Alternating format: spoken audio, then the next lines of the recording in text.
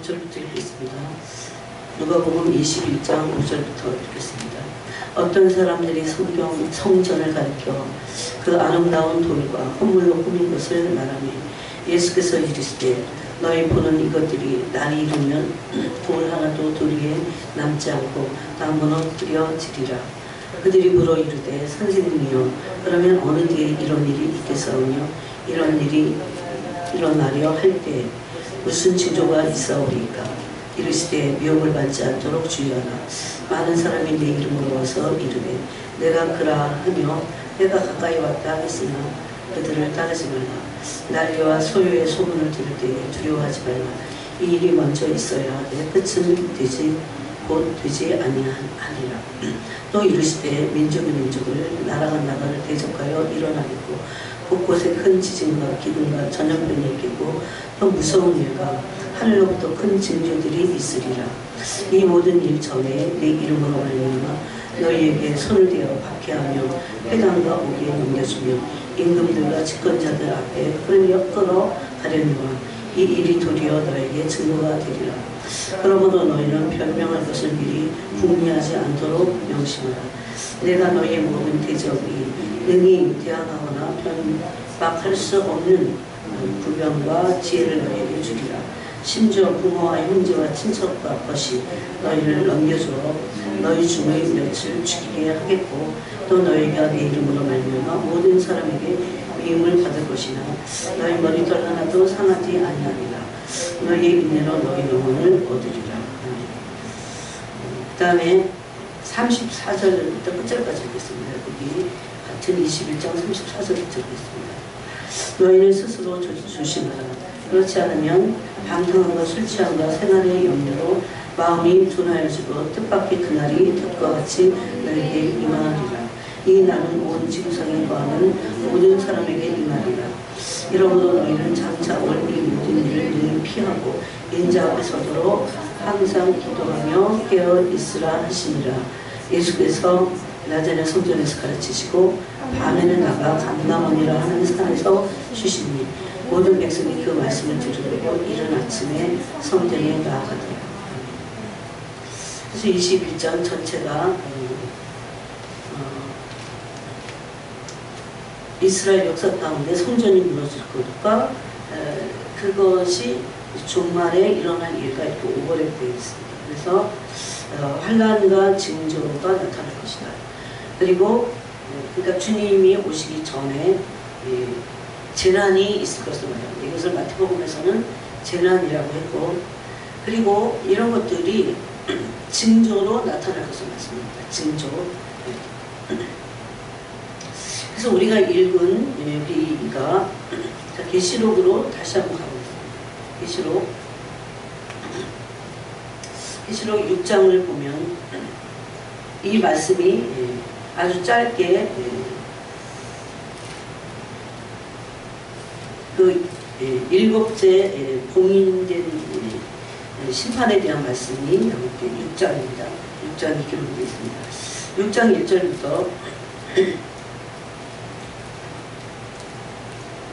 6장 7절부터 읽겠습니다. 7절부터 17절 끝절까지 한번 읽겠습니다. 6장 7절부터 읽겠습니다.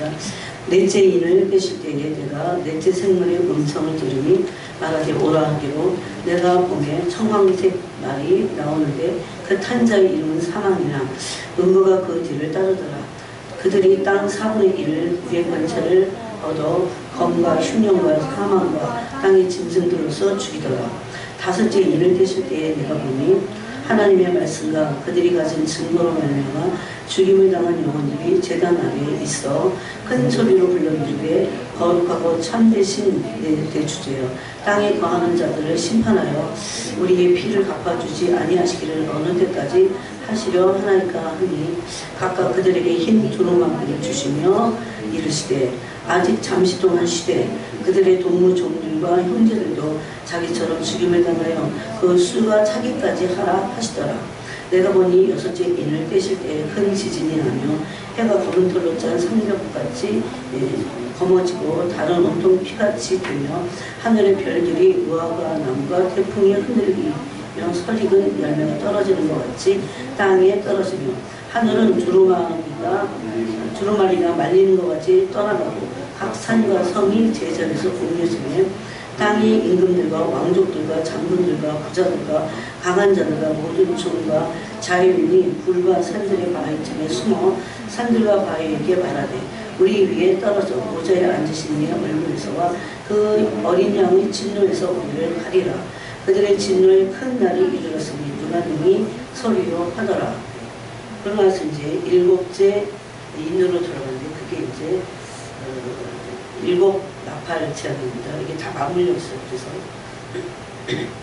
그래서 이제 어떤 성경을 해석하는 사람들은 6장 1절에 나오는 백마를 탄 흰말 탄 자가 이기고 이긴다는 게 이제 적그리스도를 말하고 있다고 그렇게 해석을 합니다.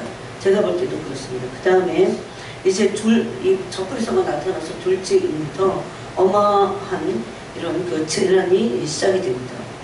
지금은 재난의 끝입니다. 어떤 분들은 코비드 2019년 12월에 시작했지만 2020년부터 그들의 어젠다대로 그런 딥스들의 어젠다대로 2020년부터 지금 이 계시록에 나오는 둘째 재앙이 이미 시작돼서 그게 이제 어떤 하나의 상징이죠. 그래서 이제 계속 맞물려서 오는 재앙들이 뭡니까? 3절부터죠. 둘째 인을 떼실 때 전쟁이 일어나고 그 다음에 셋째 인을 뗄 때 기근이 일어납니다. 큰 칼 전쟁이 일어나고 셋째 인은 기근이 일어나고 넷째 인부터는 사망, 음부 뭐 이런 거 다 나옵니다. 그래갖고 전쟁과 함께 있어진 경제나 기근 이런 것들이 다 나옵니다. 그런데 오늘 우리가 읽은 누가복음 21장에도 그런 말씀이 있습니다. 특별히 주님은 모든 대환란 전에 있을 환란, 대환란이 있을 것이라고 하는 징조는 뭡니까? 재난이 먼저 오는 겁니다. 근데 아직 끝은 되지 않았다. 아직 끝이 아니다. 이런 말씀을 하고 있어요. 이제 끝의 시작은 대환란의 시작입니다. 그래서 대환란이 있을 것을, 대환란이 얼마나 무서우면 앞에 환란이 와서 그 환란이 징조가 된다고 말씀합니다. 그래서 여기 그 21장, 우리가 누가복음 21장 10절에서도 그런 징조들이 나오는데 전쟁이 일어날 것을 말합니다. 나라를, 민족이. 또 곳곳에 큰 지진이 있고 기근이 있고 전염병이 있고 지금 계속 이 전 세계에 일어나고 있는 일들이죠. 기근과 전염병이 오니까 당연히 기근이 오고 지진이 오고 또 이런 어떤 이런 성시인의 파괴. 그래서 여러분 거기 보니까 하늘로부터 큰 징조들이 있을 것이다 그럽니다. 그리고 여기 또 중간에 보면 심지어 예수님의 이름으로 우리가 박해를 받는데, 미움을 받는데 심지어 가족들이 우리를 죽음에 넘겨주는 그런 일까지 있습니다. 그래서 누가 생깁니까? 순교자가 생길 것을 말씀하고 있습니다. 그러면서 이제 34절부터 끝절까지 34절부터 36절까지는 이제 어떻게 살아야 될지를 내면의 삶을 말씀하고 있습니다. 지금은 이제 우리가 코앞에 두는 것들이 휴거입니다. 휴거. 그 다음에 휴거 이후에 이게 이제 환란 전 휴거를 만약 믿는다면 휴거가 있고 나서 세계 3차 대전이 있을 겁니다. 그 요한복음에 나타나는 그 2억 명이 죽는 3차 대전입니다. 그 다음에 짐승의 통치가 바로 있을 겁니다. 이 짐승의 통치는 적그리스도의 통치를 말합니다. 그때 짐승의 통치에서 이제 666이라고 그러잖아요. 666표를 이게 이제 이거를 666 이렇게도 말하고 짐승의 표 이렇게도 말합니다. 근데 받을 때는 어떻게 받냐? 짐승에게 절하고 받습니다. 그 다음에 그 짐승의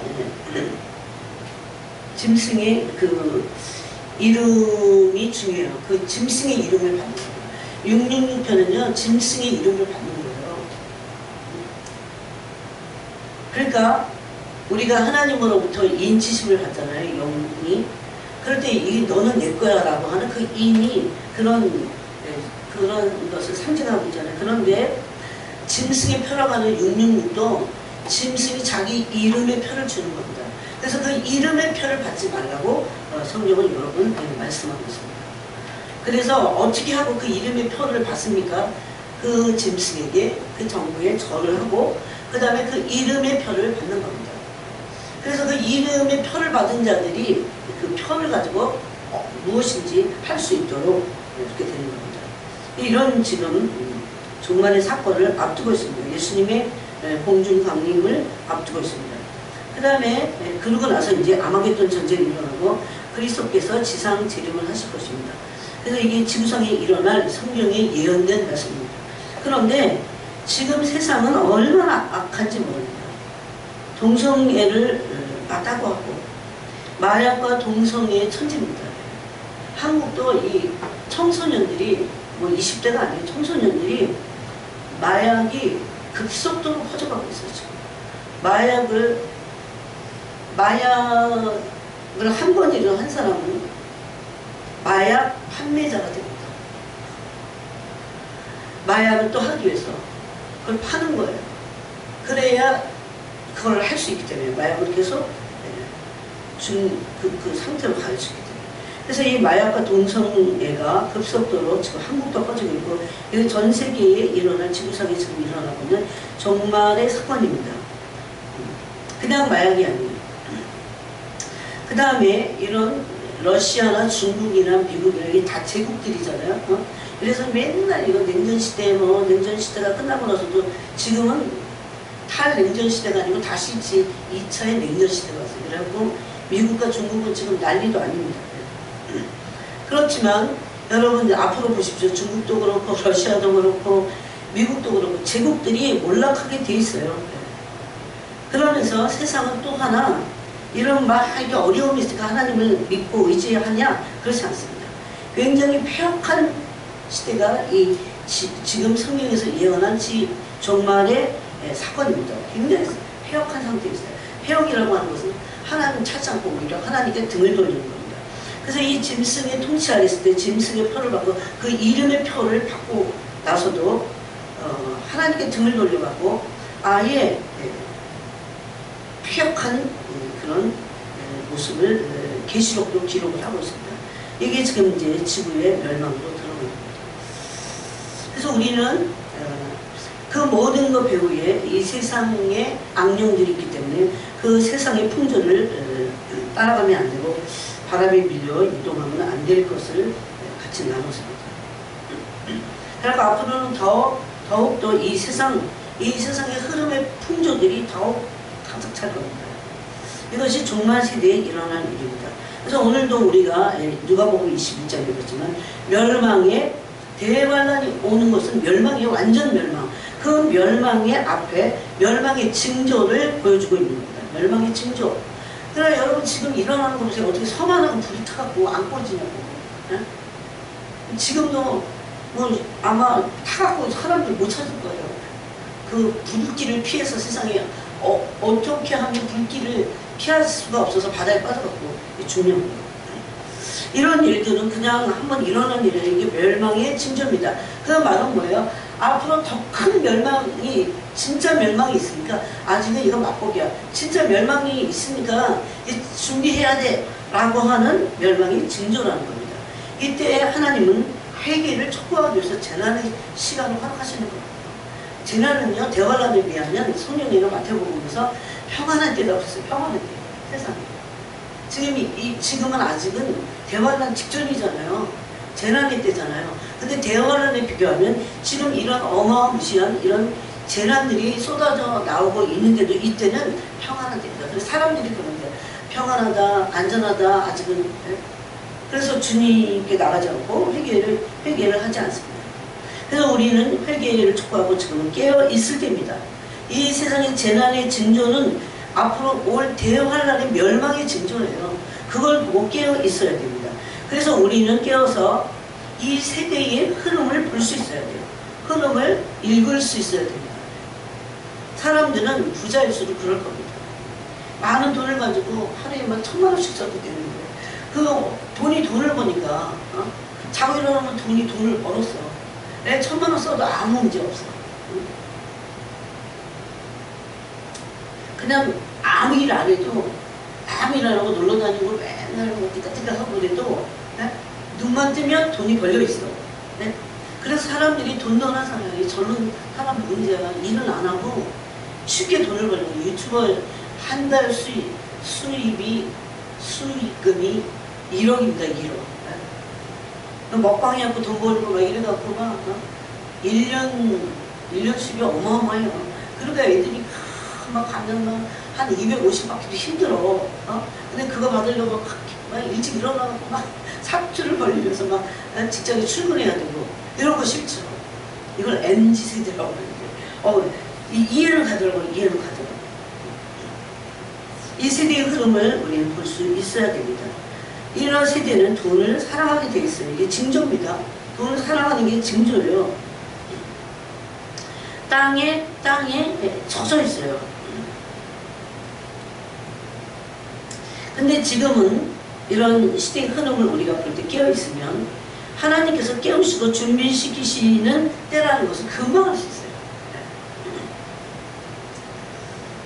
그래서 우리가 좀 성경을 찾아보면 그리고 나서 아까 제가 이제 여섯째 인에 대해서 요한계시록 6장에 이게 외워두세요. 요한계시록 6장에 여섯째 인.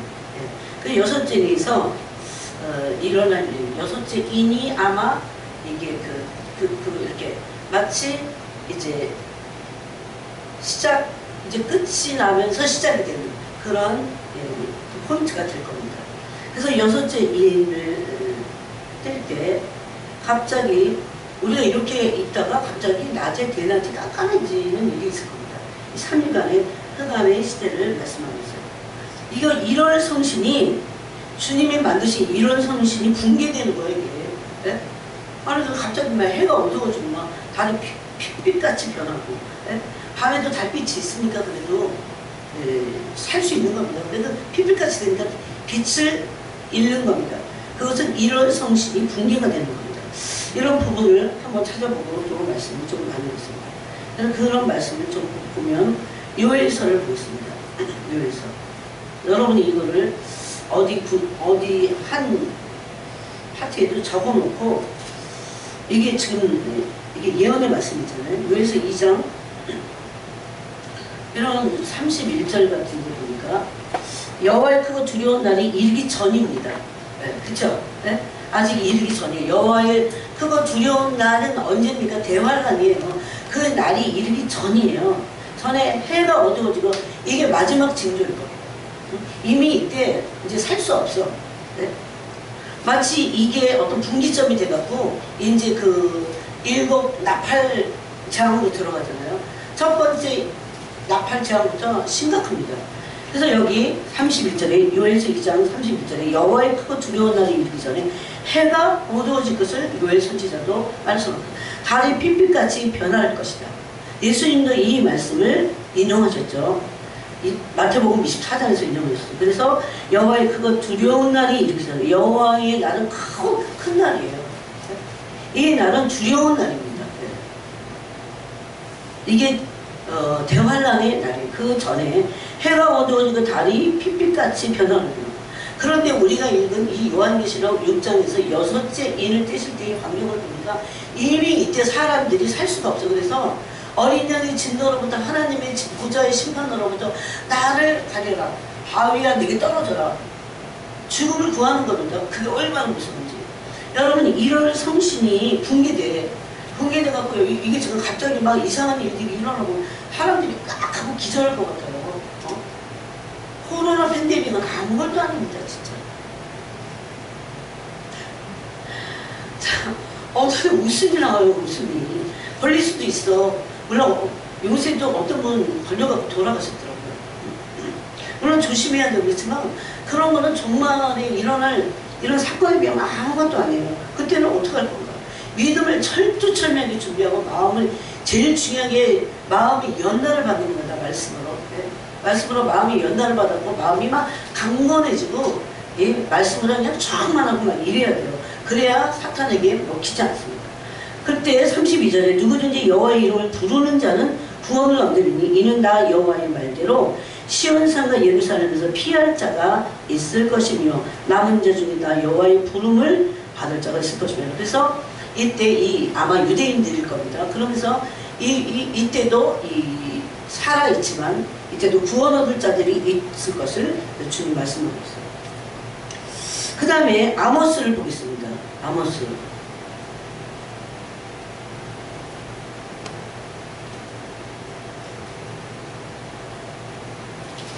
요엘 다음 아모스입니다. 아모스 8장입니다.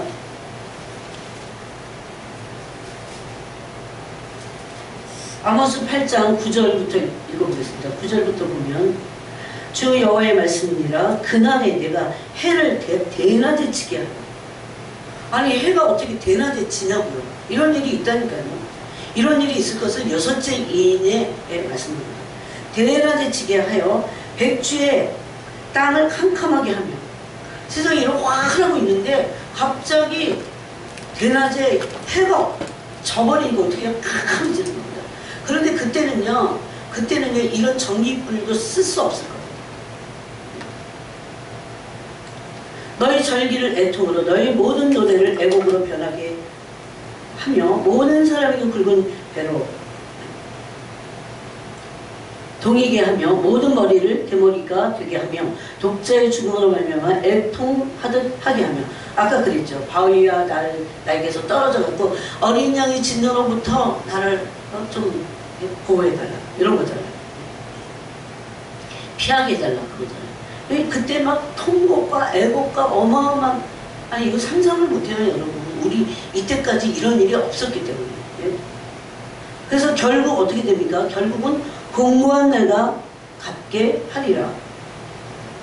주 여호와의 말씀이니라. 그러나 날이 이를지라 내가 기근을 땅에 보내리니 양식이 없어 주림이 아니며 물이 없어 가람이 아니요 여호와의 말씀을 듣지 못할 기갈이라. 그땐 더 할 겁니다.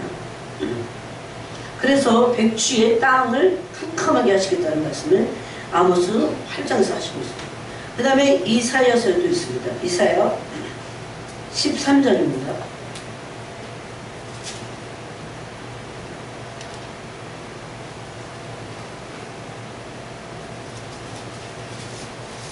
자, 이사야 13장을 읽어보겠습니다. 13장 10절입니다.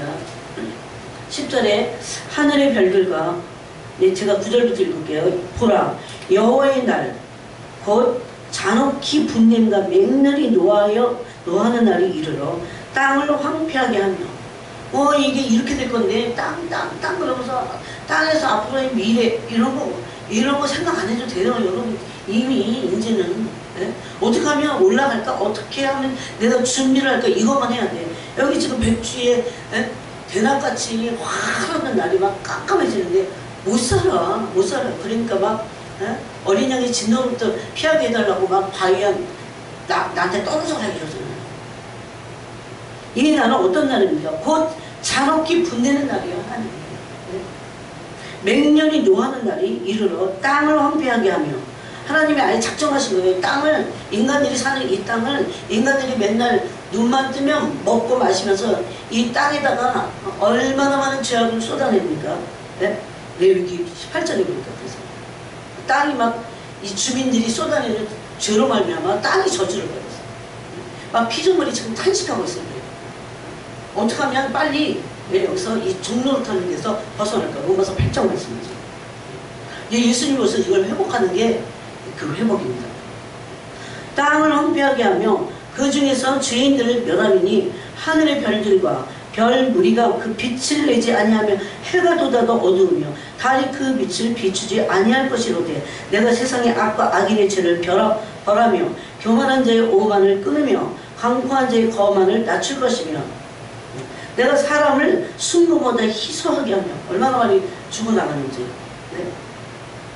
인생을 오빌의 금보다 희귀하게 하리로다. 그러므로 나 만군의 여호와가 분하여 맹렬히 노하는 날에 하늘을 진동시키며 땅을 흔들어 그 자리에서 떠나게 하리니 그들이 쫓긴 노루나 모으는 자 없는 양같이 각기 자기 동족에게로 돌아가며 각기 본향으로 도망할 것이다. 이렇게.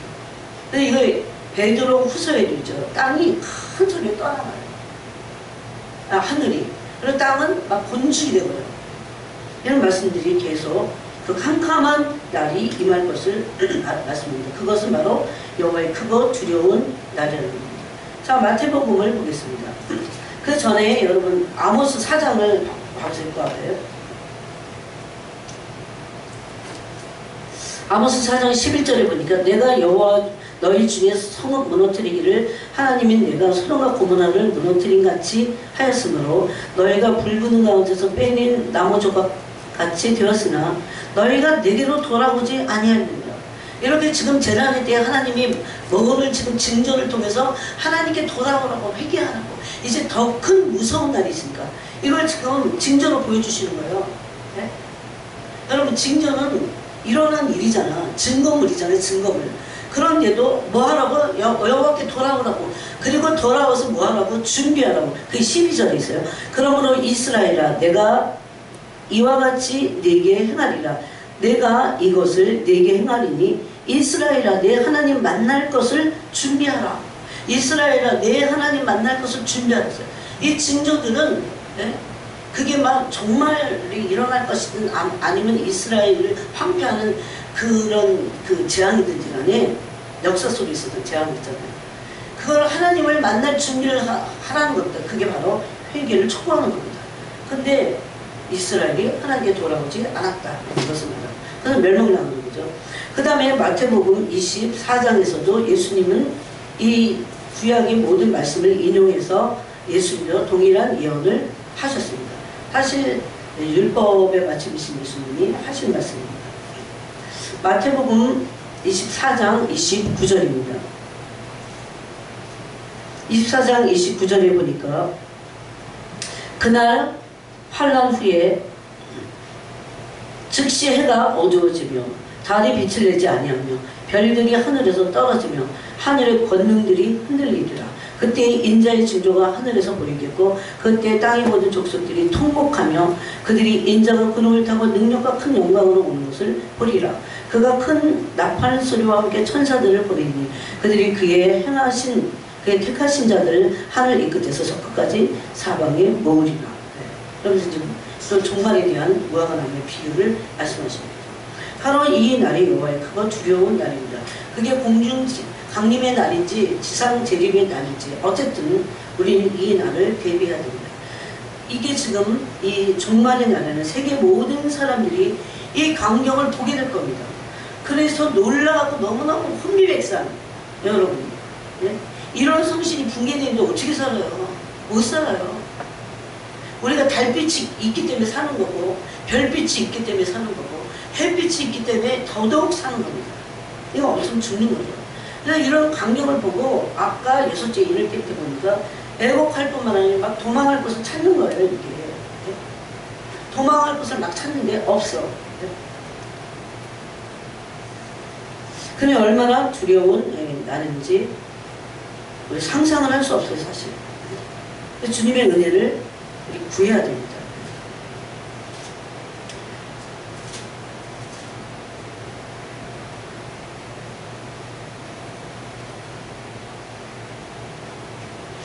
그래서 이런 모든 재난들은 징조라고 했습니다. 징조는 하나님이 그래도 어떤 시간을 주시는 거예요. 이런 징조의 시간에 준비하라고. 여러분 지금 징조가 하나도 없어. 그럼 대환란은 아직 먼 거예요. 근데 어느 때보다도 징조가 무시무시할 정도로 이 징조 재난 자체도 무서워. 네?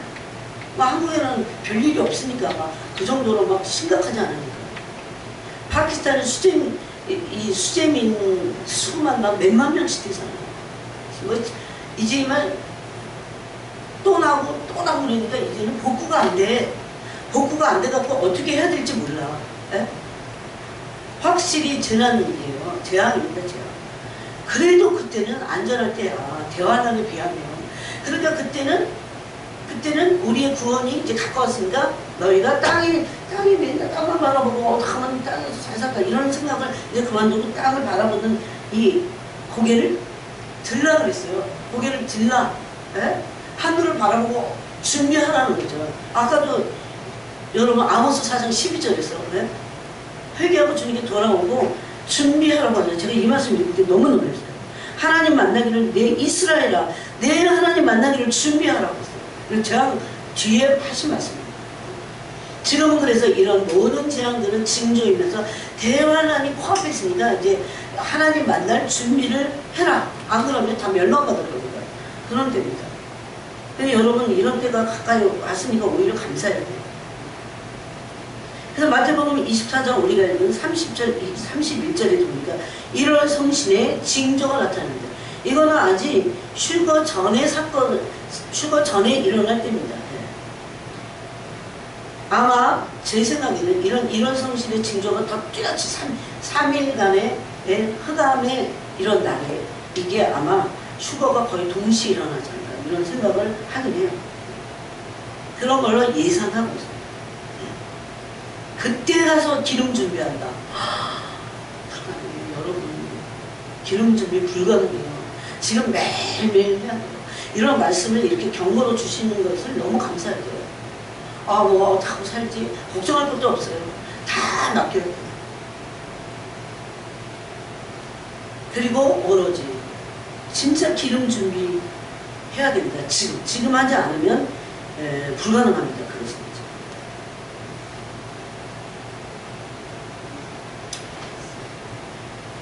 그때 우리는 계속해서 이 하나님의 전신갑주를 입고 회개하고 또 준비하고 또 준비해야 돼요. 근데 준비의 첫 번째는 회개하는 겁니다.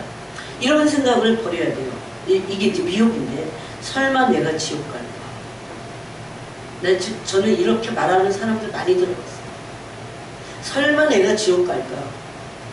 내가 예수님의 십자가도 믿는데 지옥 갈까? 이런 생각 한다고요. 진짜 십자가를 믿으면 십자가의 도를 따르는 겁니다.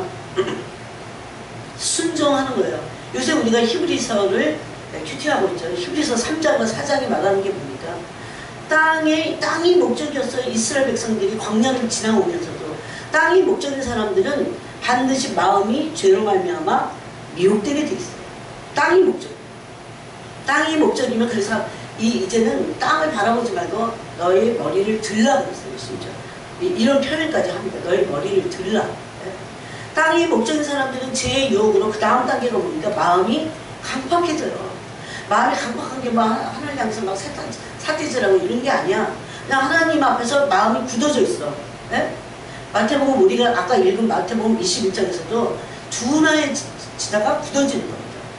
그래서 이스라엘 백성이 하나님의 언약 백성이었는데도 불구하고 그들이 마음이 우상 숭배와 하나님의 공의를 펼치지 않음으로 굳어졌어요. 죄는 사람의 마음을 굳게 해요. 굳어졌어요. 처음에는 두나에 있다가 굳어지는 거예요.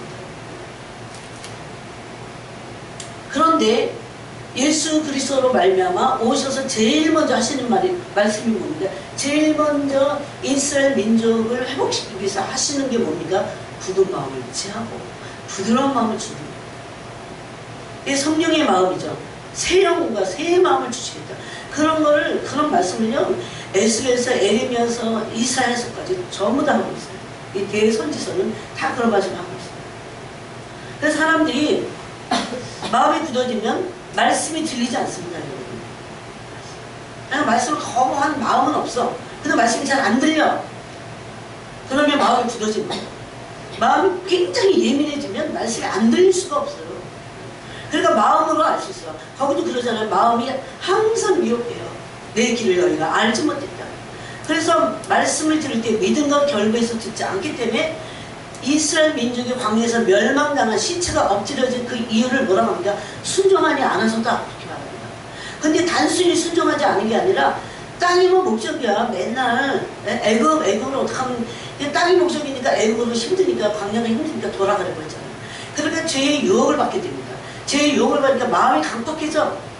오늘날 여기가 주님의 음성을 듣거든 광야 1세들같이 마음을 강팍하게 하지 말라고 합니다. 마음이 강팍해지면 하나님 말씀이 들리지 않아요. 그런데 들리지 않는 말씀을 어떻게 순종할 수 있습니까? 이건 원리입니다. 원리. 근데 사람들이 그런 굳은 마음을 적당히 가지면서 그런다는 거예요. 설마 내가 지옥 갈까? 이게 미혹돼서 그래요. 이런 생각을 한다는 거죠. 그래서 내가 예수님의 십자가도 믿는데, 난 부활도 믿는데, 진짜 그 부활이 뭔지 모르면서 믿는 척 하는 거죠. 또 어떤 사람은 내가 목사인데 지옥 갈까? 내가 평생 목회했는데. 제가 내일 그거 보여드릴게요. 그 애니메이션. 내가 평생 목회했는데, 어떤 목사님은 40여 년을 했어. 지옥 갔어요. 이기주의, 목회는 해도 이기주의 탐욕 버리지 않는 지옥 갑니다. 부도덕함, 여러분 지옥 가잖아요. 회개하지 않는데. 여러분 부도덕하는 걸 가지고 어떻게 회개하지 않는데 지옥을 안 갑니까? 네? 천국에 가면 부도덕한 사람들 천지예요. 거긴 천국이 아니고 다시 지옥이 되겠죠. 그래서 예수님이 천년왕국 후에 무적행이 있던 불못이 아니라 무적행이 있던 원수를 풀어놓잖아요. 사탄을 미혹하도록. 그래서 천년왕국에서 지냈는데도 미혹받는 사람들이 또 있습니다. 그래서 짝깔나죠. 거기서도. 여러분 그 계시록을 잘 읽어보세요. 그러니까 막 이제 막 죽이려고 하니까 하늘에서 불이 내서 그들이 다 원수들이 다 진멸당하는 그런 장면이 계시록에 있잖아요. 끝까지 미혹은 끝까지 그 싸움 끝까지 합니다. 왜 근데 주님 그걸 허락하실까요? 미혹은 여러분 사탄이 그냥 하나님의 그 계획 없이 혼자서 날뛰면서 사람들을 미혹할 수 없어요. 데살로니가 후서입니다. 그 미혹을 보내시는 분은 하나님 자신이십니다. 왜? 진짜와 가짜를 가르기 위해서. 지금은 딱 무엇을 할 때냐면 진리의 사랑을 받을 때요. 진리의 사랑을 받는 것은 진리의 말씀으로 연단을 받는 겁니다. 너무나 중요해요. 이런 미혹을 버려야 돼요. 내가 평생 목회했는데 내가 많은 사람을 주님께 이끌었는데 전도도 했는데 또 가르쳤는데 다 자기 뜻과 자기의 계획에 의해서 하는 종교의 행위일 수 있다는 겁니다. 그래서 예수님 마태복음 7장에서 그러잖아요. 아니 병도 고치고 귀신도 쫓고 예언도 있는데 그런 사역 가지고는 안 돼! 그 소리잖아요. 네? 여러분 뭐 거기에 무슨 다른 해석이 뭐가 필요해요? 오히려 귀신 쫓고 병 고치고 예언하고 막 가르치고 이러면서 오히려 교만해갖고 불법을 행하는 통로가 된다는 겁니다. 일하기에 앞서서 나를 계속 매일같이 점검하는 이기적인가 탐욕인가 이걸 꺾어버리고. 이번 주에 하신 말씀이에요. 로마서 12장 1절 너를 매일 제단 불 위에 너를 올려놔요. 네? 제단 위에 올려갖고 어떻게 해요? 제물로 하나님께 바치는 거예요.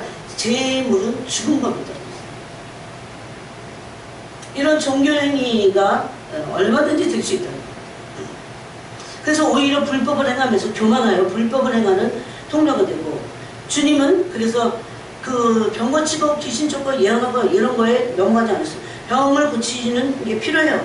귀신도 쫓아내야 됩니다. 예언도 필요해요 정말. 그런데 그것을 가지고는 사역입니다. 그걸 가지고는 구원받을 수 없음을 말합니다. 불법은 뭡니까? 나의 뜻입니다. 나의 계획과 나의 뜻에 의해서 하는 종교 행위입니다. 이거를 이거 말씀하실 때 이 내장이 다 떨리는 거 같아요. 예?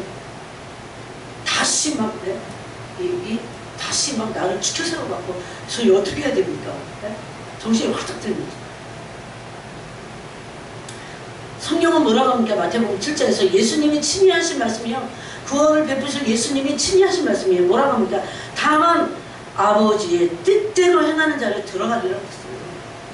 그분의 영광의 성품 안에서 겸손하고 온유하게 옷을 입고 하나님의 뜻대로 삶을 살아야 삶과 인격이 바뀌어야 그래야 구원받을 수 있다는 겁니다. 그거는 그렇게 쉽지 않습니다. 그래서 마태복음 7장 21절에서 26절까지 보면 하나님의 뜻대로 순종하는 자가 들어간다고 했습니다. 하나님의 뜻대로 행하는 자입니다. 순종하는 자. 이 히브리서 3장과 4장이 똑같아요. 그들이 그 안식에 들어갈, 천국에 들어갈 약속에 남아있을지라도 들어가지 못하는 자가 있었는데 왜 못 들어갔냐? 심지어 광야에서 시체가 되었고 멸망당하고 있어요. 왜 그랬냐? 순종하지 않았다. 근데 왜 순종하지 않았을까? 믿음과 결부에서 말씀을 듣지 않았기 때문이다. 왜 말씀을 그렇게 들을 수 없었을까요? 마음이 굳어졌어요. 마음이 굳어지지 않도록 우리는 날마다 울부짖고 하나님께 조금이라도 마음이 굳어져서 막 토해내야 돼요. 어두움을 막 토해내야 돼요. 그 마음이 이미 어두움이 들어가서 그래요. 그게 염려든지 걱정이든지 근심이든지, 예? 그래서 마음이 어두워져서 그렇습니다. 그래서 이때 우리는 하나님의 뜻대로 순종하는 것을 배워야 됩니다. 또 세상을 이 세계에 속한 것들을 그러면서 어떻게 해요? 배설물과 같이 바울이 말씀한 대로 버려야 됩니다. 또 깨어 있어야 돼요. 지금은 여러분 반드시 깨어 있어야 돼요. 반드시 깨어 있어요. 이 세계에 속한 것들을 배설물과 같이 버려야 돼요. 깨어 있는 거나 이런 거랑 다 똑같은 말씀입니다. 왜 그렇습니까? 심판이 예비되어 있기 때문에 그래요. 대환란은 완전한 하나님의 심판의 주권적인 선언입니다. 성경을 제가 좀 찾아보겠습니다. 마가복음 13장 여러분이 적어놓고 집에 가서 좀 충분히 읽고 그러시죠. 마가복음 13장 36절을 보니까 그러므로 깨어있으라.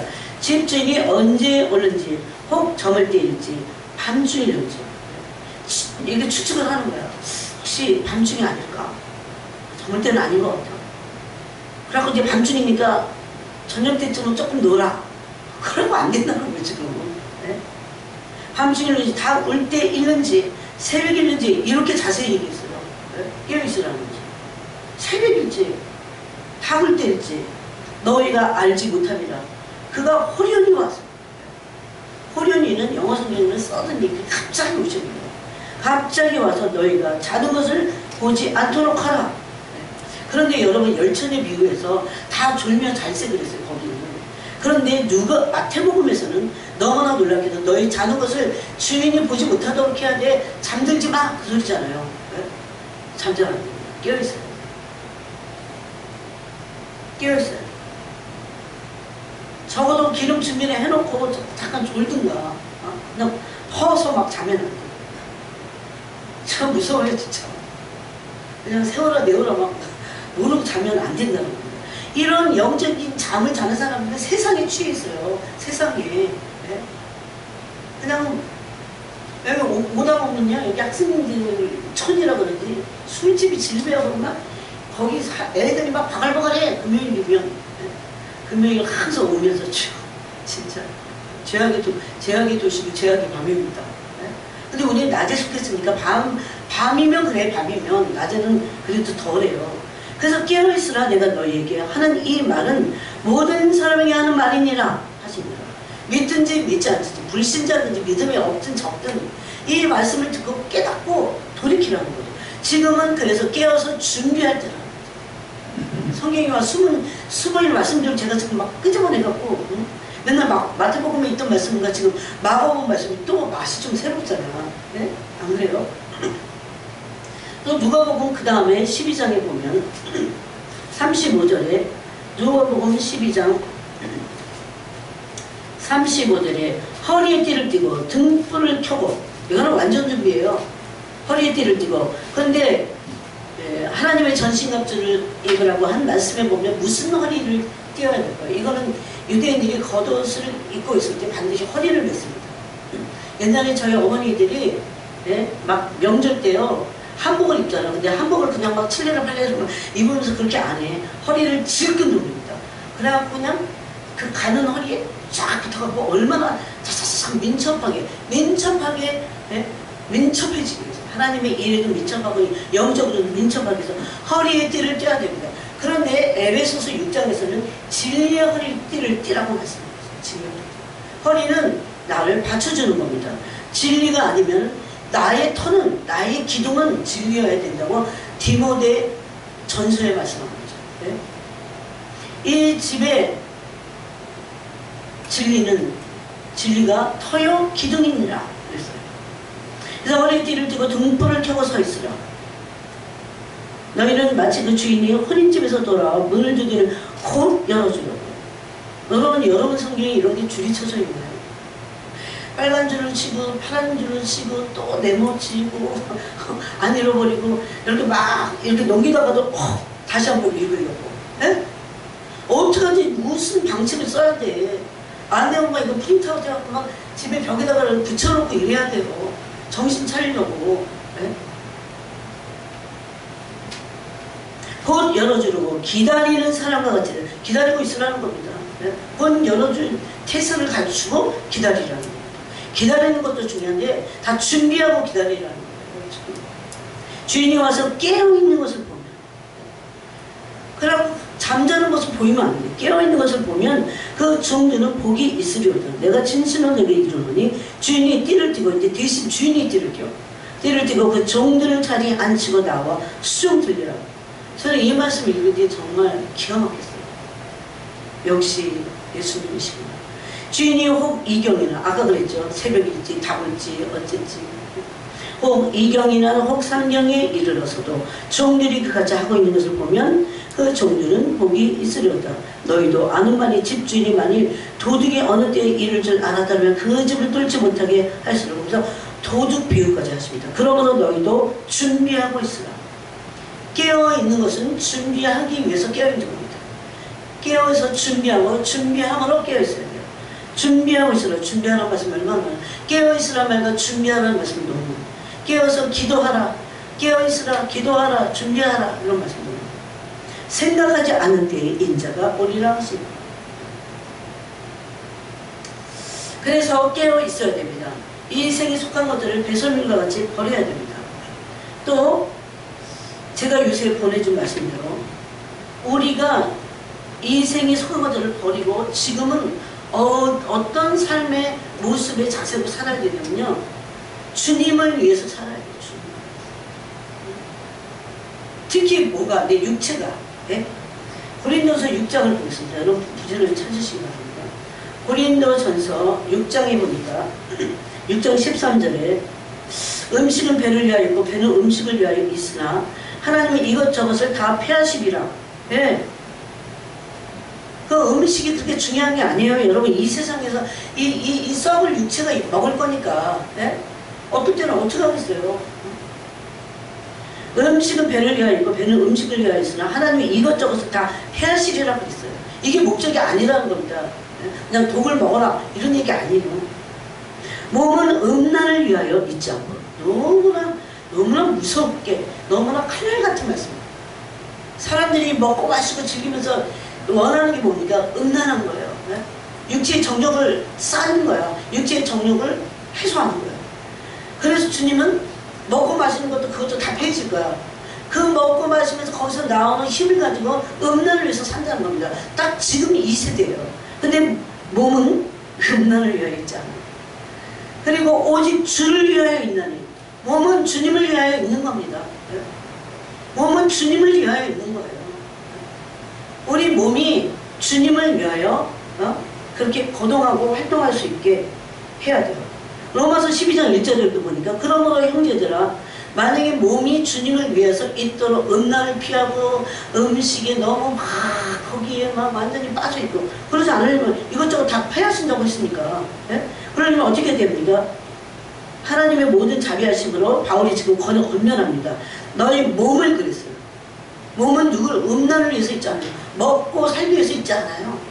네? 하나님 다 하고 폐하실 거니까. 몸은 주님을 위하여 있는 겁니다. 그런 데서 이 몸이 정욕적이고 또 타락하는 그런 그 세상을 좋아하는, 음란을 좋아하는 이런 것에서 벗어나기 위해서 성경은 굉장히 극단적인 말씀을, 너희 몸을 하나님이 기뻐하신 거룩한 산 제물로 드리라고. 이게 영적인 예배다. 그래서 아침마다 주님의 제단 위에 내 몸을, 정신이 아니에요. 정신만이 아니에요. 몸이 죄를 짓게 하니까, 몸은 음란을 위하여 있지 않으니까 몸을 주님의 제단 위에 산 제물로 드려야 돼요. 그다음 몸을 죽일 수는 없는 거예요. 그래서 내가 십자가를 못 박히는 그런 제단 위에 나를 제물로 드리는 그 일을 해야 돼요. 그럼 지금 엘리야스의 고백 보니까 양은 제단으로 가서 제물이 되는 거. 우리가 다 주님의 양이죠. 양은 제단으로 가서 제물이 되는 거예요. 길게 사는 것보다 가치 있게 사는 삶을 살게 하셨어요. 그 지금 엘리엇의 고백이에요. 에카두르에서 화살을 맞아 죽습니다. 피가 다 낭자가 흘렀어요. 그래서 이 몸을 주일날만 와서 예배가 아니에요. 그보다 어떻게 보면 삶의 예배가 얼마나 중요한지를 말씀하십니다. 날마다 그럼 삶의 예배 뭐냐? 날마다 내가 제단 위에 올라가야 돼. 그래서 제물이 돼야 돼요. 예수님의 제단은 십자가를 위였습니다. 나를 죽이기 위해서 제단에 올라가서 제물로 드려야 돼. 그래야 그게 예배라고 했어요. 그게 영적 예배라고. 그래서 몸을 거룩한 산 제물로 드려야 됩니다. 진리의 그러므로 진리의 말씀에 순종할 수 있어요. 몸을 주님을 위해서 죽을 수 있어요. 살 수 있어요. 바울은 뭐라고 합니까? 내가 살든지 죽든지 내 몸에서 그리스도가 존귀하게 되는 것이 나의 목적이라고 했어요. 내가 살든지 죽든지. 그건 주님이 날 살리시면 사는 거고, 나를 죽이시면 이제 때가 돼갖고 너 죽어. 그러면 죽는 거예요. 바울이 언제 죽었습니까? 네로 황제 때 누명을 쓰고 목배임을 당했잖아요. 미치광이 네로에 의해서. 그 살든지 죽든지 그거는 내가 어떻게 선택할 수 없죠. 그렇지만 뭡니까? 그 죽음을 초월한 신앙을 갖고 있었어요. 지금 종말에 필요한 신앙입니다. 살든지 죽든지 내 몸에서 그리스도가 존귀하게 되는 겁니다. 거기 영이라고 안 그랬어요. 내 몸에서 그랬어요. 몸은 그리스도를 위한 겁니다. 몸을 제단에 산제물로 바쳐야 됩니다. 말씀 앞에 그래서 우리 자아가 깨어지고 부서져야 돼요. 고집을 버리고 하나님보다 높아진 의지, 의견, 뜻, 내 의견 아예 없어야 돼요. 여러분, 사적인 내 감정에서 나오는 의견들을 죽이는 훈련을 계속 해야 돼요. 십자가 위에 나를 죽이고 또 제단 위에서 나를 죽여서 하나님의 진리만이 내 속에서 흘러넘치는 거죠. 그렇게 되도록 계속 해야 됩니다. 이런 것들이 다 무너질 때 이 고린도 후서에 있습니다. 모든 생각을 사로잡아 그리스도께 복종시켜야 너의 복종이, 성경 그렇게 되어 있죠. 너의 복종이 온전하게 되면 복종하지 않은 자들을 내가 손볼 것이다. 그런 말씀이죠. 우리의 아집과 고집과 사상과 의견과 뭐 어떤 이론, 의지, 그래서 이게 하나님보다 높아진 이론, 이거 다 버려요. 신학의 의견 이런 거 다 소용없어요. 솔직히. 신학의 어떤 것들이 우리의 신앙을 도와주지 않습니다. 성경 공부한다고 하나님 아는 게 아니에요. 지혜와 계시의 영이 우리를 가르쳐 주셔야 돼요. 이거를 제가 얼마나 많이 설명했습니다. 그런데 이걸 정말 그게 뭔지를 깨닫는 것이 너무나 중요합니다. 성령이 우리를 말씀을 가르치실 때 우리는 온전해질 수 있습니다.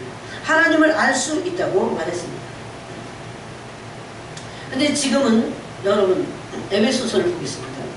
이렇게 성령에서 깨닫고 이렇게 또 진리의 말씀에 의해서 내가 부서지고 막 무너지고 이 생에 속한 것들을 다 배설물 같이 버리고 이렇게 하지 않으니까 에베소 4장 보세요. 사람들의 상태를 주님이 탄식하시면서 이렇게 말씀하셨어요. 지금 이런 상태. 에베소 4장 18절에 보니까 이방인이 그 마음이 험한 것을 행한 같이 해요. 이방인과 다를 게 하나도 없다고 그랬습니다. 이방인들이 마음에 헛된 꿈을 꾸잖아요. 자꾸 헛된 꿈. 아무런 그런 계획이 필요 없어요. 우리에게 사실은. 여러분 말세에 지금 대환란을 코앞에 둔 말세의 징조가 이렇게 나타나는데 무슨 미래를 우리가 어떻게 알겠어요?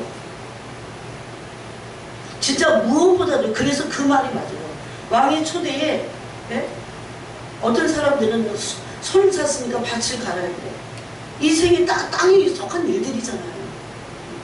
나는 결혼했으니까 아내하고 있어야 돼. 난 비즈니스 가야 돼. 왕이 초대 이제 다 빠져버렸어. 안 오겠다고 한 거야. 그래서 그게 맞아요. 왜 그러냐면요. 지금 준비해야 될 때거든요. 여러분 징조를 믿습니까? 지금 세상에 일어나는 모든 징조가 대환란에 주님이 심판하실 때를 지금 드러내고 있는 거예요. 준비해. 제발 준비하라고. 근데도 이렇게 말해도 준비 안 하고 무서운 일을 겪을 수 있습니다.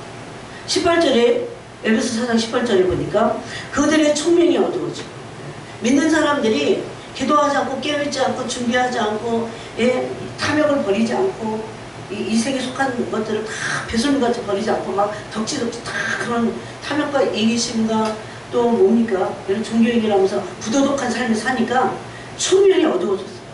주님에 대해서 몰라요. 그리고 그들 가운데 있는 무지해요. 하나님 알지 못해요. 나를 아는 자들이 너무 적다 교회에서 막 그러시잖아요. 그들의 마음이 또 굳어져 있어요.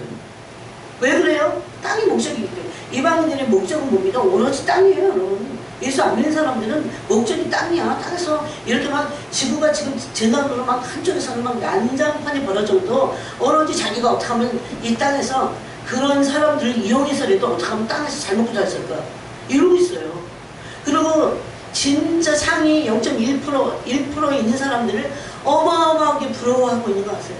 여러분 그런 부러운 마음이란 단 1이라도 있다면 진짜 위기라고요. 왜 그러냐면 남들이 다 평등하게 가져야 될 것을 자기가 그 부를 어마어마하게 축적을 합니다. 세상에 파키스탄에 0.1% 상위 1%에 있는 사람들 보니까 개인 동물원이 있어. 개인 동물원, 백사자, 뭐 악어. 그러고 그걸 또 오픈을 했어. 그러고 일반 사람들이 막 거기 가서 있어. 하긴 뭐 제가 영국에 있을 때도 그런 귀족들이 사는 50명이 서번트야. 그런 거 그게 젊은 사람들 꿈이잖아요. 적어도 그 정도는 안 돼도.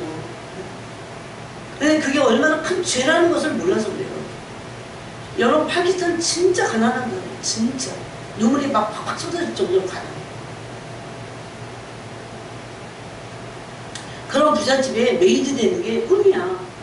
필리핀어들이 많더라고요. 마음이 그래서 땅이 목적일 때 반드시 마음이 굳어지게 돼 있어요. 영적으로 굳어지게 돼 있어요. 내 마음이 왜 굳어지가 그러지? 생활의 염려로 굳어지든지 네? 두뇌 있다가 굳어지잖아요. 아 이건 진리야 진리. 이 세상에 어떻게 하면 좀 행복하게 살아보려고. 이 지구는 지금 다 망해가는데 네? 하나님 멸망시키려고 하는데 그러니까 제일 문제는 하나님이야. 나는 지금 조금 나름 돈 좀 써가면서 이렇게 내 노후를 즐기고 싶은데 왜 이렇게 종말이 온다고 난리야? 그거 싫어가지고 있어. 제일 문제는 하나님이죠. 좀 때를 늦추시면 안 됐을까? 적어도 내 때는 아니겠지. 이런 착각을 하고 있잖아요. 사람들이. 자기 때가 그때가 아니기를 이런 마음이 있어서는 안 돼. 성경은 뭐라고 하는지 아세요? 그 하나님의 나를 바라보래. 그리고 그 날이 오기를 사모하라고 돼 있어요. 바라보고 그 날을 사모하라고 돼 있어요. 그래서 그것을 준비하라는 겁니다. 그래서 어떠한 사람이 되어야 마땅하냐? 베드로서 3장의 말씀하고 다 똑같습니다. 말씀이. 그냥 무지한 것들이 하나님에 대해서 전혀 모르니까 영의 세계에서 모르니까 마음이 굳어져 있습니다. 그것으로 인해서 하나님의 생명에서 떠나 있어요. 누가? 믿는 사람들. 그들이 특별히 이 말씀이 너무 마음을 찔러서 감각 없는 자가 돼요. 이 영적인 감각이 없어. 왜? 잠을 자니까. 영적으로 잠을 자니까. 예? 기도 안 하면 잠을 자게 돼 있어요. 깨어있지 못하게 돼 있어요. 그래갖고 감각이 없는 자가 되어 자신을 방탕에 박는. 자기도 모르는 사람이 방탕하는데 이게 방탕하는데도 방탕인지도 몰라. 이게 방임하는 상태에 있어요. 그냥 풀어놨어 나를. 그래서 술 취함과 방탕함과 생활의 염려는 너희 마음이 둔해지고 그날이 뜻밖에 너에게 닥칠까 두려워하라고 했어요. 모든 지구상에 있는 사람들에게 이 말 날이다 이렇게 말합니다. 모든 더러운 것을 욕심으로 해야 돼요. 아까 그랬죠. 네? 이기주의와 탐욕 다 버려야 돼요. 부도덕한 것이 조금이라도 있다면 버리도록 계속 회개하고 또 회개하고 회개해야 됩니다. 그런데 이렇게 말합니다. 오직 너희는 그리스도를 그같이 배우지 아니하느니라. 진리가 예수 안에 있는 것 같이 너희가 참으로 그 얘기 듣고 또한 그 안에서 가르침을 받았을진데 우리는 어떻게 해야 됩니까? 너희는 유혹의 욕심을 따라 싸우지 않은 구습을 따르는 옛사람을 벗어버리고 거기에 정체는 뭡니까? 욕심을 따르는 것. 오직 너희의 심령이 새롭게 되어 하나님을 따라 의와 진리와 거룩함으로 지으심을 받은 새 사람을 입으라. 골로새서는 그 새 옷을 그리스도의 옷을 입으라 이렇게 되어 있어요. 새 사람을 입고 그리스도의 옷을 입으라 이렇게 되어 있어요. 그래서 이런 영적으로 죽었거나 잠을 자거나 이런 둔한 자들은 양심이 그래서 감각이 없어요.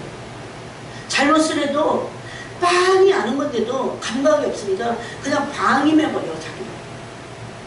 제가 오늘도 막 문자를 날렸어요. 만큼 제발 그러지 말기를. 직장 상사에도 그러지 않을 걸 배워서. 직장에 가서도 직장 상사도 막 잘잘 되잖아요. 막 그런 걸 보다가 막 함부로 하는 거 보면, 교회 와서 막 함부로 하는 거 여기서 막 올라와요. 네? 직장에서는 그 꼼짝도 못하면서.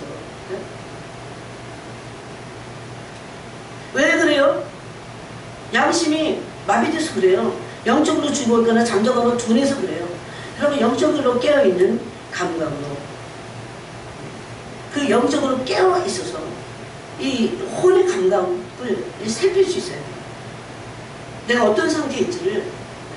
여러분이 영어로 깨어있지 않으면 그냥 그렇게 돼 있어요. 지금 너무나 흐름이 그렇기 때문에.